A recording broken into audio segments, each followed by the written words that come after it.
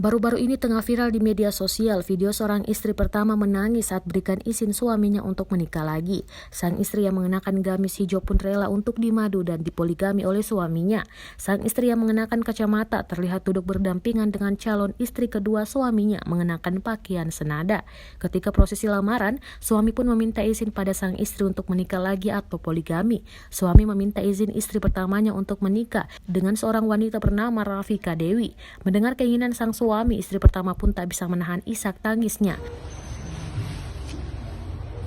Ini saya meminta adik saya, Rafika Dewi Tatiana, untuk menjadi istri kedua dari suami saya, Guguk Raharjo. Sambil menangis, istri pertama pun memberikan izin pada sang suami untuk berpoligami. Meski begitu, ada beberapa pertanyaan yang harus dijawab oleh sang suami sebelum menikahi istri kedua. Tak lama kemudian, istri pertama memeluk calon istri kedua. Wanita yang merupakan calon istri kedua pun memberikan senyum. Pria itu kemudian memeluk istrinya. Lalu sang istri pertama memeluk lagi wanita di sampingnya yang disebut merupakan adik wanita itu sekaligus calon istri kedua. Setelah itu sang istri pertama belak-belakan mengizinkan pernikahan suaminya dengan sang istri kedua.